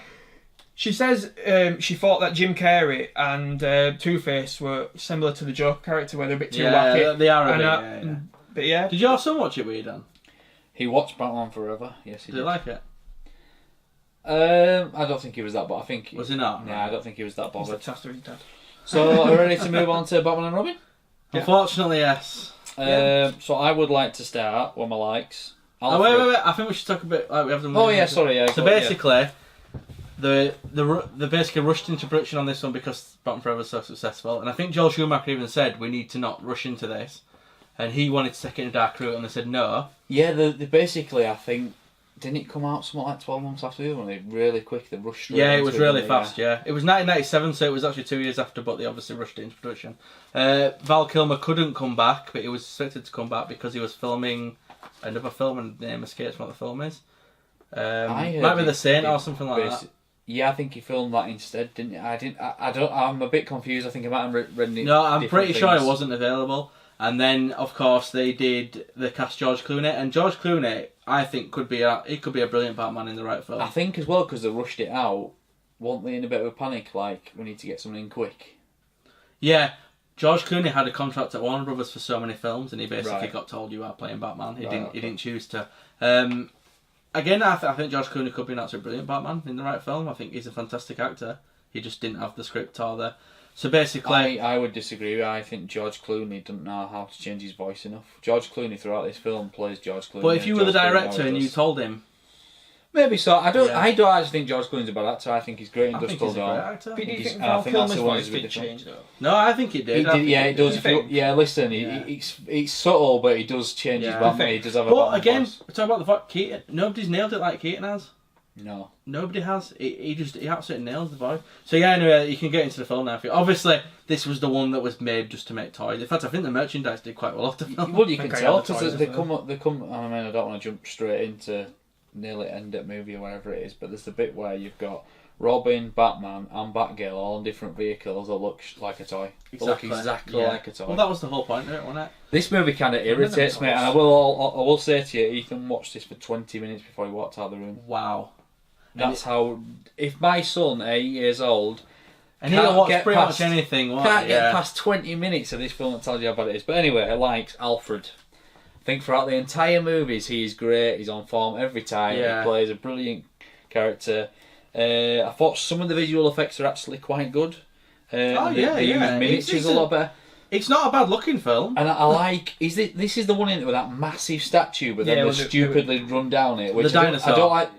No, it's a man in here with a hand like that. It's a man with a hand like that. It's like that. Oh, you're on about the beginning of the movie. I'm at. Oh, you're on about the museum. Is it the beginning of the museum? No, it's later in it. When they've got bat ice skates. That bat ice skates bit, jeez. They click the feet together, don't they, like that? It's like 60s, and I was isn't it? just like, oh. It's like 60s, isn't it? And they're flying round on wires like it's Crouching Tiger, Hidden Dragon. It's like, what are you doing? You're going to laugh at when I come to my likes. But yeah, I've got two. Anyway, I'll go back to my likes. My last one is Jesse Ventura's cameo. Oh, and I just like to see him in it. I just thought it was good. Yeah. He's the prison guard. You recognise his voice straight away. away. You just did a Bonaventura, is that? Yeah, but like I said, it's been a while since I've watched it. But you know when they're putting Mr. Freeze in prison? Yes, I do. Oh, yeah. Can I do my likes because I've got very little? Yeah. Right, so I don't think any of us have that many. I like the Superman line because he mentioned Superman, and it's one of those things where I'm like, oh, Superman exists in this world. That's quite good. And I think a few of the Bruce Alfred scenes are quite good. In the one where I mentioned Metropolis, is that the second one? That's I'll kill Batman Forever. Yeah, right. That's third, not second. Third, sorry. Yeah, yeah, and some of the Bruce Alfred scenes. I actually think George Clooney's not a bad Bruce Wayne. Yeah, that is one of the things. Which shocked me last time I watched would say, and I think that scene between when he's dying, Alfred, that actually got to me, and I feel it right now. I think that's what I mean about George Clooney. Maybe it's because you've watched the actor through the 4 films. I don't think he's a bad actor. I think when he actually, I mean, he has got that distinct voice and style, and I think it doesn't change too much. But you can tell from if you watch Dusk Till Dawn, that's not like normal George Clooney. No. He's brilliant in that movie. Any likes? Yeah, no, actually, yeah. there is a few likes to it, actually. You seem to watched it quite a lot somehow. Yeah, because I've watched the film so many times. There was a good PlayStation game off it, wasn't there? Remember that? I think so. Yeah. Likes. I actually quite like the opening scene, actually. Apart from the click of the feet, like the 60s style thing. But there's bits where they're jumping around and they literally don't even move the legs. The legs stay stiff and they just float about. The thing I like is I like the whole thing at the beginning with when Batman's going after Mr. Freeze. And then, Arnie is quite funny in it, but in maybe a bad way at times. Well, yeah, but I think it kind of saves the film by being so. And I like how Robin flies through the wall on his bike, and he's like, "You're not sending me to the cooler." And then the thing comes through, and then you got the Robin logo. You got the Robin logo, which I thought was quite funny. But I actually quite like that. Actually, I don't like the thing on the wall, but I actually quite like how Robin comes in, and it builds it up quite well. I like that. George Clooney as Bruce Wayne. I actually really like him as Bruce Wayne. Yeah, I think he does a good job as Bruce Wayne. He's good, and he does look the part. Actually, I think as Bruce Wayne. Honestly, I think in a better directed film, he'd have been a good Batman. Again with the Alfred thing, it shows the love between them, and I like that because for so long in the first one he always says, "Oh, he's Bat Alfred, he's great, isn't he?" and everything like in the thing, and then it shows the closeness of them. Yeah. And I did like that. And probably the best thing in it is Uma Thurman as Poison Ivy. I think she's really, really good in it. I heard somebody else say she thought she was really good. She could have. I think she could have been. I think good. she hams it up, but I think again it's Evidently, the director Joe Schumacher was saying, "Don't forget this is a cartoon over a. Is it not microphone? What do you call the big microphone things? Boom mic. No, you know. What you speaking to? Megaphone. Megaphone. Yeah. And evidently he was shouting into a megaphone pretty much for every take saying, "Don't forget this is a cartoon." And I didn't like Bane, but I liked, because I love the animated series, is that he looks like the animated series Bane. They ruined Bane? What was the point of him being in this film? He didn't need to be in it. That was the only thing I should have just got dislikes then. Yeah. Well, we haven't been able to get his likes out of that complaining about it. Yeah. But overall, I actually, there is parts I think is really, really bad. But I think because we can all sit and say it's not bad. Actually, sometimes it's quite laughable. Yeah. And you actually sometimes quite enjoyed watching it because it's Actually, so laughable. That's I actually like that you see Arkham in this one, and you actually see. I don't know if you know, you see like Two-Face's suit and stuff in there. Yeah, and Riddler's suit. Yeah. I missed it, but I did. So was Two-Face not dead because he died, didn't he, in Batman Forever? Unless he survived. Well, he fell, didn't he? He fell after all the coins. He does land in what though? That's the only way they're bringing any of these characters back. Is by just Well, I suppose he didn't. I suppose He he didn't didn't. I suppose he didn't get killed off. So that's one thing. Tim Burton didn't have a chance to do it in the movie. He didn't kill him off. So we'll move on to dislikes, and I'm just going to start because I've just got to get this stuff out. It is so cheesy, this film. Yeah, I it's think awful. that's why it's dated so badly. Danny was dated in 89. 1997. You go back to Batman 89 and Batman Returns, and even Batman Forever to some extent. It's so dated because it's so badly done. I'm not gonna pick specifically on the acting because I feel everyone's bad, but is that because they were told to do it in a certain way, and I don't feel it's fair to pick on any actor for this film. Yeah, maybe not. Because I was going to mention. I mean, they brought Arnie on to give him one line. I mean, there's a bit where he's meant to be Mr. Freeze, but he's smoking a cigar. How does that work? Well, do you know something about Heat? With that Heat? suit on. I don't know if you agree with this, but I actually think Arnold Schwarzenegger could be very good as Mr. Freeze. I mean, I think like he I could say, be. he's hamming it up, and I mean, don't get me wrong, I love Arnie, but I just don't see him in the But film. if you look at him now, I would now. I think he'd be really good in it. I think Yeah. there is one scene. There is one scene where he's really good.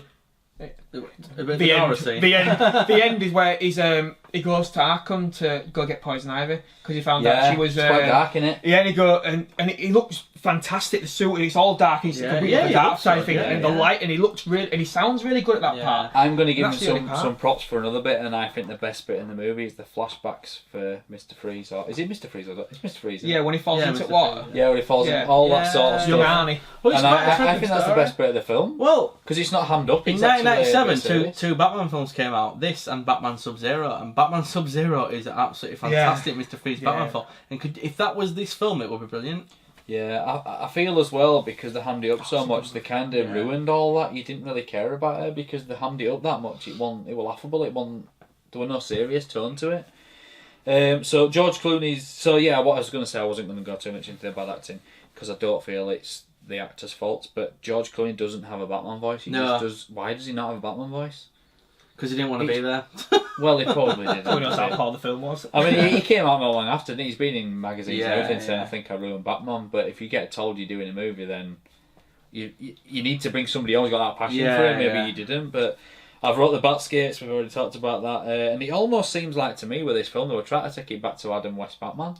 Yeah, But it's not. But Adam West so Batman's wacky, good. He won't even like. Yeah, they always say that, and they try. You can make it like it, but if it's not good like it, No, but I think the cheesy thing isn't part of the 60s. That's very cheap, but it's very because it's time, isn't it? Yeah. The Batman credit card, I was just like, what? Are you serious or what? You never leave the care about it. And I think one thing that right from the second one they've got wrong. There is too many characters in this film. There's way too many characters in this film. And I think that even goes to the second one. You've got they had to give you so much time on Catwoman and Penguin. That's why you don't see Batman in that movie. And they just kept doing it. And like we'll go back to we said Max Schreck shouldn't be in it. Why is Bane in this film? And why would you take Bane and then completely ruin his character? But do you think, like you say, it was for more kid value to have more bad guys that they know? Yeah, they wanted to sell toys. Exactly. Yeah, it all came down to toy sales. Have you done your dislikes? Well, yeah, I'm sure there'll be some more. Because I was going to say, worst thing for me in this film, and it's kind of it's more of like a comic thing because of Barbara Gordon and who she is and stuff. Why is Batgirl Alfred's niece? Why is she not, or is it granddaughter or something? Why is she not niece? Jim Gordon's daughter? Yeah, I don't know. They did some funny changes throughout. And I know you're about acting, you didn't want to go, but her delivery is awful. She's like, Uncle Alfred. And again, going back to her in Clueless. And she's very good in that. Yeah, you know what I mean? But again, and the Batgirl awful. Chris O'Donnell, I want to punch him in this film because Robin is so annoying. He's just a brat. He likes Batgirl. He's a complete brat. Yeah. But again, Is that Chris O'Donnell's fault? Because we were saying before, he's not better than Batman Forever. I think Uma Thurman's awful in this film. Actually, really. What did they do with the suits? Because don't you think Robin's suit at the end of Batman Forever is brilliant? Do you not like the red suit? Yeah. In Batman Robin, the Robin red suit. It's the Nightwing suit. It's Nightwing. I like Yeah, it. I might be getting confused. Is that at the end of Batman Forever? Does he wear Batman and Robin? I can't remember. No, Batman Forever's just the classic Robin costume. It's a darker Yeah, I like cartoon Robin suit. Yeah, It's a Yeah, darker that's the one. one. Is that in this one? Then? Yeah, that's in Ah, Batman. right, I'm getting Batman. confused. But I can see why you get, because it's the same plot as the last movie. Yeah, but he speaks for Everything beating is Batgirl just takes Dick Grayson's role. it. Yeah. It's the same stuff all over again. Apart from you don't have Chase Meridian, is it? She's called. Yeah, you've got Ella McPherson, who's got 2 scenes and don't say What is the point? And like I said to you, Vivica A. Fox. Yeah. Isn't She's she a good actress. She was in Independence Day, wasn't she, as well? Yeah, she I think she's a good actress, so why just give her this role where she's scantily clad, following Arnold Schwarzenegger around for one scene? I swear that's the only scene she's in. I can do, I don't know. And I mean, she looks stunning, but she's a good-looking woman, but what were the points? What are your She's even on the beginning credits. It's quite, not actually because if the film's that bad. I think You kind of feel sorry for her. Yeah, in some ways, because they've like what we got. They got the Batgirl is awful. Yeah, she's Again, terrible, another reason to why a lot of people now don't. And put again, Batgirl in it. you'd like to see a good Batgirl film. You would, wouldn't but yeah, you don't. She's not really in the cartoons that much, is she? Really, No, at the real start, Yeah, she's not really in it, is she? Robin, again, you could just cut him out because I don't like Robin being in any of the movies. I'm going to agree with you. I don't like Robin. I do not like Robin. Batman is a loner, and that's why when they always write these characters, it seems to me, he don't get on with these characters because he don't want them to be there really, because he's got to look after them. And it gets a bit whiny, and you're like, I'm just going to tell you right now, I completely disagree with you. Right, Batman needs Robin, and it's not at the start, but you get to a point where Batman needs. It's like a human anchor for him. And if you read Dark Victory, I think you completely agree. Yeah, hang on. I'm talking about the films. In terms of the comics, you can't just keep writing Batman. You've got to have some sort of... But I think in the films as well, you can bring Robin. But like you said in the animated series, he's pretty good in the animated series as Robin. But I've always liked Nightwing personally better than Robin. The thing is, I've noticed in that movie is that if you look at the cartoons, Robin's quite young. Now, he should have been. Young. Kid, he's not young in these movies. He must be in his 30s. He's got to be like. Looks like a 30s sort of character. He looks the same age as George Clooney. Yeah, he looks like someone like Tom Holland, don't they? You want somebody quite young. Yeah, somebody quite young who he's going to look at, because the whole point was Robin had no one to go to. Right, and Bruce takes him. Takes him because he's only a kid as well. As well in the comics, in Dark Victory, Batman is at his lowest ebb when Dick Grayson comes in. It's like Dick Grayson brings Batman back. It's kind of like Bruce Wayne needs Dick Grayson and Batman needs Robin. I actually think Batman needs Robin, and I think in the films one day they will nail that yeah, hopefully it would be nice to see. I always think ideally you want 2 or 3 films about Robin, and then you want to introduce Robin. I think it's very difficult to get. I think very difficult to have Robin and Batman on the same screen. In a film I do think it is, because I'm going back to how many characters we've had in these films. So you bring Robin in and you got to... Because again, if you bring Robin in, Batman gets pushed to the back again. So you're gonna... No, but not if you do it correctly. You've got to do it correctly. If you do it right. Like I personally, your favourite episode's Batman Robin's Record, isn't it? Yeah, best episode. Which is all about Robin going after the man who killed his parents. Yeah. You make that into a film, that'd be such a good film. Yeah, but that's good. But I think that's a series. I think too many times they kind of make Robin this annoying character, this whiny character, and it's a bit of a pain. I don't think it was in Batman the Animated Series. It's like another dislike. No, I said the Animated Series. Right, another dislike is, like you're saying, the whole bidding for Poison Ivy. And it's like, she's not... Well, the thing is, you were going about the plot, that's a rehash, because they basically had this issue with Bruce Wayne before, and he's sorted, they've got that relationship together, and it's like they tried to introduce that to create that conflict I don't like how... Yeah, I don't like they argue too much. In the cartoon, it's very, very rare that Batman and Robin will argue. Do you remember in the cartoon when you find out why Batman and Robin broke up? And it's such a good, powerful story, but it doesn't happen that quickly. This is the second time Robin's been in a film with him, and the animosity is there. I forgot to mention, I absolutely hate Bane in this film. I think he's wasted. Yeah, Bane's not turning him into a mindless zombie. It's not Bane. It's not Bane. It's not. No. Bane is a very intelligent man. In fact, in the comics, when he goes after Batman, he studies Batman for ages before he attacks him. George Clooney's Batman voice is poor, isn't it? They said this just like, will you trust me now? Have we ripped this film apart enough? Yeah, I think let's move on. So, box office, this had an $80 million budget, unbelievably. Where they spent it, I have no idea. I'm just looking On back bat through all the nipples. films.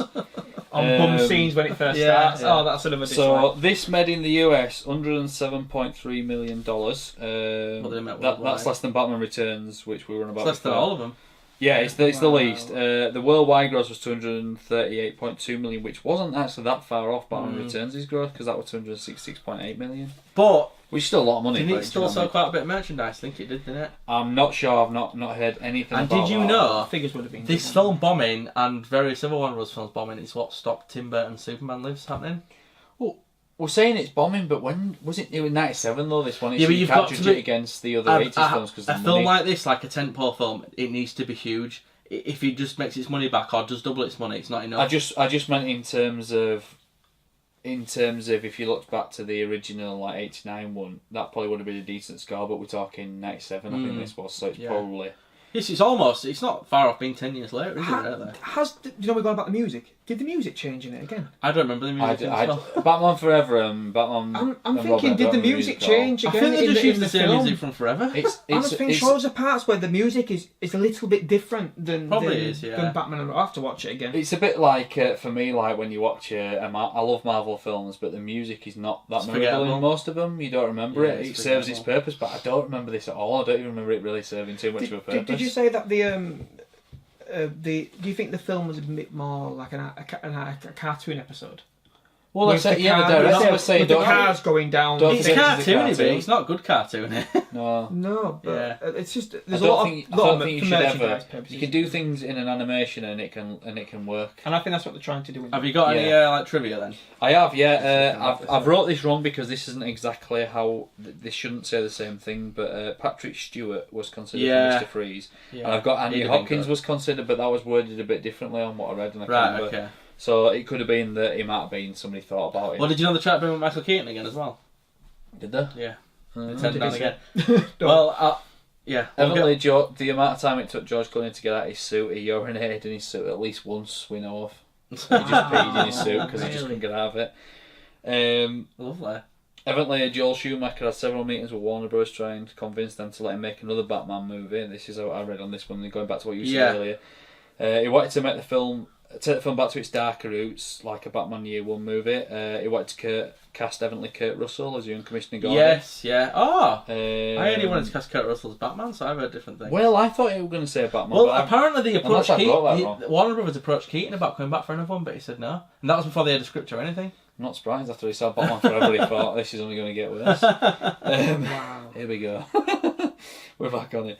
Evidently, he wanted Selena Kyle to be a beautiful African American woman living in the ghetto, which I don't have a problem for that because she's in one of the cartoons. Isn't she? I don't know what Selena Kyle's original Halle Berry origins played are. her in that wonderful. No, I don't mean. I don't mean. But it like Halle that. Berry, I think she could have been a great Catwoman. Yeah, if they'd have done It's it another right. one. But she's like jumping on walls, isn't she? Oh, it's awful. Yeah. Anyway. I've never seen it. I think No, I was more talking. I wasn't talking about the African American thing. I was talking about her living in the ghetto. Oh, right. Oh, Batman Year One. But yeah, Batman Year One. I was thinking that's what. Dark Knight Rises.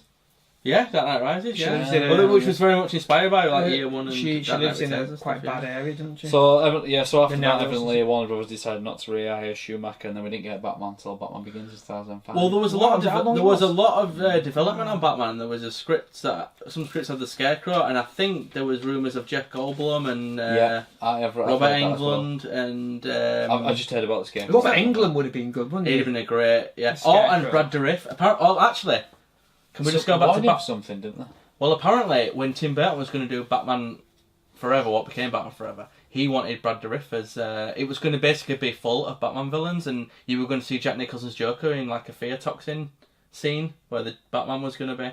Oh. And then it was going to introduce Robin, it was going to introduce a Damn lot of... Warner Bros. And their interference. Well, yeah, but at the same time, Batman Forever was such a success for the public, not that, they want that. And again...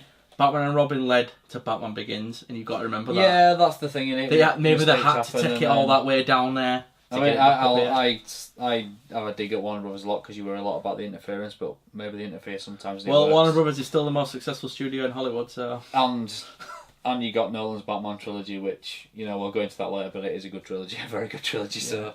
So, Sadly, the wrestler Jeep Swenson, I think. Yeah, who played Yeah, Ben. he died 2 months after this came out, unfortunately. Again, this is one I'm not 100% sure if it's true, but evidently they considered David Duchovny after Val Kilmer didn't come back, and he was evidently considered for Batman Begins. Yeah, Batman. I'm not sure if that's true, but that's what. I think Kurt Russell would have been good. I had a rumour of Tom Hanks once as well. I think that would have been awful, but I think it was just a rumour. Tom Hanks As Batman, yeah. No. A rumour, it's just rumour. The rumour's about Bill Murray. I think a lot of it's made up. But don't you imagine? Kurt Russell would have been So after this, they considered a few Batman projects. One was called Batman Unchained, which was written by Mark. That one almost happened. That. I can't pronounce that name. I apologise. Yeah, I've read a lot about these. I can't pronounce names. And that was going to be basically an adaptation of Batman Year One. There was also talk of Batman of the Future, which is Batman Beyond, as we know. Yeah, the script wasn't very good. In '99. Yeah. But instead, obviously, we got Batman Begins, which I'm not complaining about too much. Did you all know we almost got? Hang on, joking there. We almost got Batman vs Superman from Wolfgang Peterson, and he wanted to cast Colin Farrell as Batman. And Josh Hartnett as Superman, apparently. Josh Hartnett, I remember that. I think he'd be. I think, like I say, when you just got, I just always think these days now when I think to Heath Ledger as Joker, and I remember what I thought, and I'm like, what the hell are they doing? Well, yeah, but just so going now back I do to not that, judge anybody. back to that Batman vs Superman, Sorry, that we're going to bring Sorry. back Jack Nicholson's Joker in that, and he was going to come back. I think he was going to get cloned or something and come back. Yeah, great, wasn't it? So are we all in agreement? Basically, the films. Well, are we going to rate this me, one but, for you? Oh, a 2 out of 10. 2. Yeah. I don't know how I justify even giving it a 1, to be honest. I think but you've got to give I've seen worse films, so it looks good, doesn't it? You know, you've got to think of everything. For me, it goes in the order which it was made. Batman Returns. Yeah, I Batman agree. Forever, Yeah, and Batman that's what I'm going to say to you. For me, fact, I would slightly different. I'd probably give Batman Returns a 7.5. Are you changing it? 7. Yeah, so I think I agree. Yeah. So going on to box office, because you know I like my box office stuff. What do you think is the highest grossing Batman film? Of all time. Dougie, let Dougie go. What, including the new ones? All of them. I know the answer to this. I know, probably The Dark Knight. That's right, yeah. Yeah, easily. Because I would have definitely thought, because it was huge. So it was huge. Just give me the other 2 of the top 3 Dougie, because I think Bob will know it. So Dark Knight was first, wasn't it? Yeah. Maybe Batman Begins second, Dark Knight Rises third. No. Dark Knight Rises is number 2. Number 3 is Batman vs Superman. It is, yeah. Yeah. Then it goes Batman at number 4. Yeah. Then Batman Begins at number 5. Batman Begins did not 6. make a lot of money. Why? What do you think was number 7? And it's not any of the live action ones. Oh, the Lego. Oh, is it Mask of the Phantasm? Yeah, because I just saw it. Uh, I cheated. Mask of Phantasm came out in cinemas as well. No, that was didn't it? number 10. Batman Which- Returns and Batman and Robin.